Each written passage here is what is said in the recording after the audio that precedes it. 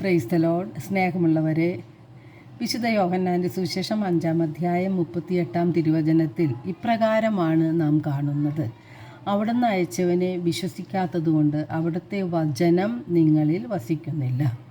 അപ്പോൾ ദൈവവചനം ജീവദായകമാണ്. അത് മനുഷ്യൻ്റെ പാദങ്ങൾക്ക് വിളക്കും പാതയിൽ പ്രകാശവുമാണ്.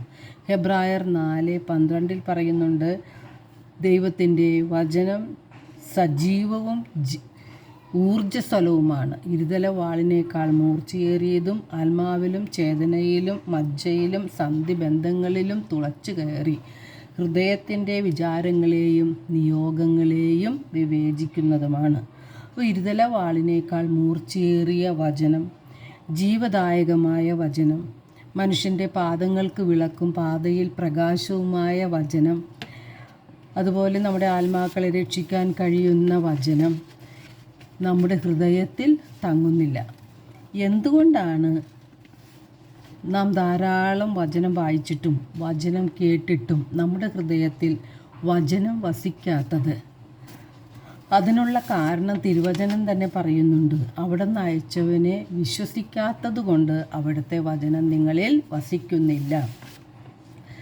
അപ്പോൾ യഥാർത്ഥത്തിൽ പിതാവായ ദൈവം തൻ്റെ പുത്രനായ യേശുവിനെ ഭൂമിയിലേക്ക് അയച്ചു എന്നും ആ യേശുനാഥൻ്റെ കുരിശുമരണവും പീഡാസഹനവും ഉത്ഥാനവും വഴിയായിട്ടാണ് നമുക്ക് നിത്യരക്ഷ കൈവന്നത് എന്നും നാം ആഴത്തിൽ വിശ്വസിക്കാത്തത് കൊണ്ടാണ് യേശുവിൻ്റെ വചനം നമ്മുടെ ഹൃദയത്തിൽ തങ്ങി നിൽക്കാത്തത്. നാം വചനം മാത്രം കേൾക്കുന്ന ആത്മവഞ്ചകരായി മാറുകയാണ്.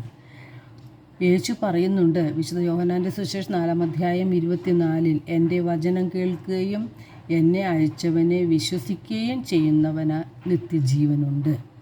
അതുപോലെ 11-ാം അധ്യായം 40-ൽ യേശു മർത്തയോട് പറയുന്നുണ്ട്, വിശ്വസിച്ചാൽ നീ ദൈവമഹത്വം ദർശിക്കും.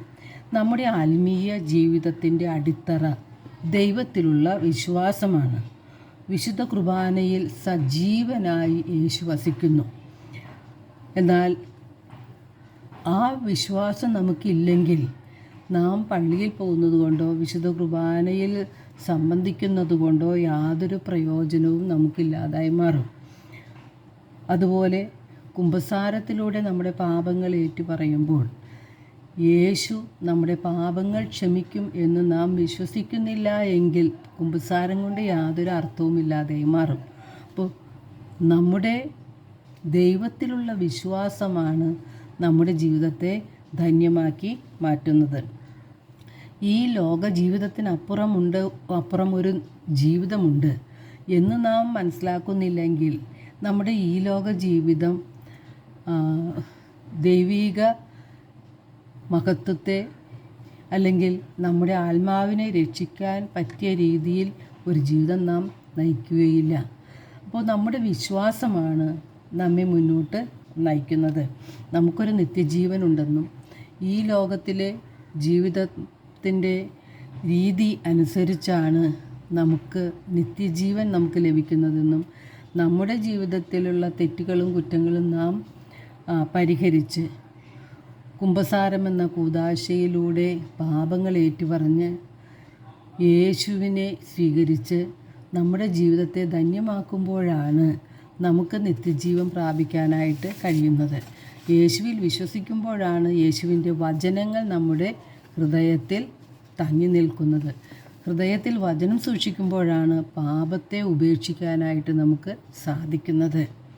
അപ്പോൾ ദൈവത്തിൽ ആഴപ്പെട്ട് വിശ്വസിച്ചുകൊണ്ട് നമുക്ക് നമ്മുടെ ജീവിതത്തെ ധന്യമാക്കാം. എല്ലാവർക്കും ഒരു നല്ല ദിനം ആശംസിക്കുന്നു. ദൈവം നമ്മെ ഓരോരുത്തരെയും സമൃദ്ധമായി അനുഗ്രഹിക്കട്ടെ.